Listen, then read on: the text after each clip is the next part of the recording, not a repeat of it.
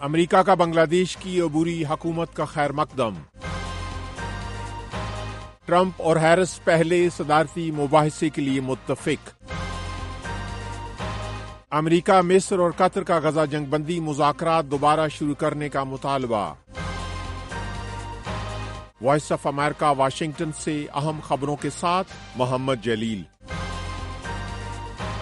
امریکہ نے بنگلہ دیش کی عبوری حکومت کا خیر مقدم کرتے ہوئے کہا ہے کہ وہ جمہوریت کو آگے بڑھانے کے لیے مل کر کام کرنے کی توقع کرتے ہیں۔ امریکہ کی طرف سے یہ بیان بنگلہ دیش میں نوبیل انعام یافتہ محمد یونس کی سربراہی میں قائم ہونے والی نئی عبوری حکومت کے جمعرات کو حلف اٹھانے کے بعد آیا ہے۔ 15 ارکان پر مشتمل عبوری حکومت میں 2 طلبہ رہنما بھی شامل ہیں۔ میڈیا بریفنگ کے دوران امریکی محکمہ خارجہ کے ترجمان میتھیو ملر نے کہا کہ ہم عبوری حکومت اور ڈاکٹر یونس کے ساتھ مل کر کام کرنے کے لیے تیار ہیں، جب وہ بنگلہ دیش کے عوام کے لیے ایک جمہوری مستقبل وضع کر رہے ہیں۔ عبوری حکومت کے سربراہ یونس نے بنگلہ دیش کے سابق وزیر اعظم کے ملک میں پرتشدد مظاہروں کے بعد پیر کو ملک سے فرار ہونے کے چند دن بعد اپنے عہدے کا حلف اٹھایا ہے۔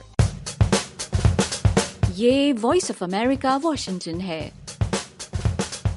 ڈونلڈ ٹرمپ اور کاملا ہیرس نے اپنے پہلے صدارتی مباحثے کے لیے تاریخ پر اتفاق کر لیا ہے۔ اب یہ مباحثہ امریکی نشریاتی ادارے ABC نیوز کی میزبانی میں 10 ستمبر کو ہوگا۔ ڈیموکریٹک پارٹی کی طرف سے صدارتی امیدوار نامزد ہونے کے بعد کاملا ہیرس اور ریپبلکن صدارتی امیدوار ٹرمپ پہلی بار ایک دوسرے کا سامنا کریں گے۔ ادھر سابق صدر ٹرمپ نے ہیرس کے ساتھ فاکس نیوز کی میزبانی میں 4 ستمبر اور 25 ستمبر کو NBC نیوز کی میزبانی میں 2 مزید مباحثوں کی تجویز دی ہے۔ ٹرمپ نے ایک نیوز کانفرنس میں کہا کہ مباحثہ کرنا نہایت اہم ہے۔ With all of that being said, I think it's very important to have debates, and we've agreed with انہوں نے کہا کہ ہم سمجھتے ہیں کہ ہمیں 3 مباحثوں میں شرکت کرنی چاہیے جو بالترتیب فاکس نیوز، NBC اور ABC کی میزبانی میں ہوں۔ ہیرس نے جمعرات کو مشیگن میں ایک تقریب میں کہا کہ وہ ABC کے مباحثے میں شرکت کریں گی۔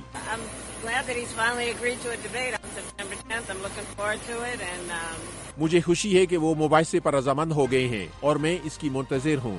ہیرس نے کہا کہ وہ ٹرمپ کے ساتھ اضافی مباحثوں کے لیے بھی تیار ہیں، لیکن ان کی مہم کے ایک اہلکار نے کہا ہے کہ شاید فاکس نیوز کی میزبانی میں 4 ستمبر کا مباحثہ ممکن نہ ہو۔ امریکہ، مصر اور قطر نے ایک مشترکہ بیان میں اسرائیل اور فلسطینی عسکری تنظیم حماس سے غزہ میں جنگ بندی اور یرغمالیوں کی رہائی کے معاہدے پر مذاکرات دوبارہ شروع کرنے کا مطالبہ کیا ہے۔ بیان کے مطابق کسی بھی فریق کے پاس ضائع کرنے کے لیے مزید وقت نہیں ہے، جب صرف جنگ بندی کے طریقہ کار اور یرغمالیوں کی رہائی کے لیے تفصیلات طے ہونا باقی ہیں۔ ادھر اسرائیل نے ان مذاکرات کے لیے رضامندی ظاہر کر دی ہے۔ اسرائیل کی حکومت کا کہنا ہے کہ وہ 15 اگست کو شروع ہونے والے مذاکرات کے لیے اپنا وفد بھیجے گی، جبکہ حماس کی طرف سے تاحال اس بارے میں کوئی رد عمل سامنے نہیں آیا ہے۔ غزہ میں جنگ بندی کے لیے دوبارہ مذاکرات شروع کروانے کی کوشش ایک ایسے وقت ہو رہی ہے جب مشرق وسطی میں کشیدگی بڑھنے کا خدشہ ظاہر کیا جا رہا ہے۔ روس کے مغربی علاقے میں یوکرین اور روس کی فورسز کے درمیان شدید لڑائی جاری ہے۔ 4 روز قبل روس کے کرسک کے علاقے میں شروع ہونے والی لڑائی کے بعد اطلاعات کے مطابق یوکرین کی فورسز نے مزید پیش قدمی جاری رکھی ہوئی ہے۔ فروری 2022 میں جنگ شروع ہونے کے بعد یوکرین کا روس کے خلاف یہ ایک بڑا حملہ ہے۔ 4 روز قبل یوکرین کے 1000 فوجی ٹینکوں اور بختر بند گاڑیوں کے ساتھ کرسک میں داخل ہو گئے۔ دوسری جانب روس کے لیپیسک کے گورنر نے یوکرین کے ایک بڑے ڈرون حملے کے بعد 4 دیہات کو خالی کرنے کا حکم دیا ہے۔ ادھر صدر پوٹن یوکرین کے کرسک پر حملے کو اشتعال انگیزی قرار دے چکے ہیں۔ وائٹ ہاؤس کا کہنا ہے کہ امریکہ کو اس حملے کے بارے میں پہلے سے کوئی علم نہیں تھا۔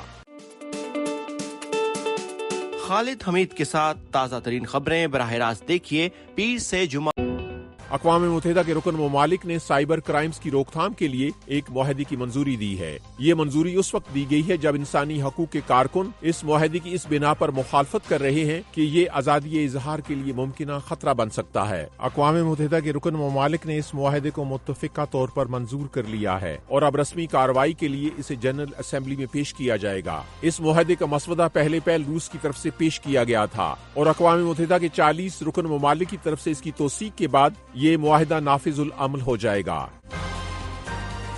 وائس آف امریکہ واشنگٹن کی اردو سروس سے خبروں کا یہ بلیٹن اب ختم ہوتا ہے۔ میں ہوں محمد جلیل اور ایڈیٹر تھی سارہ حسن۔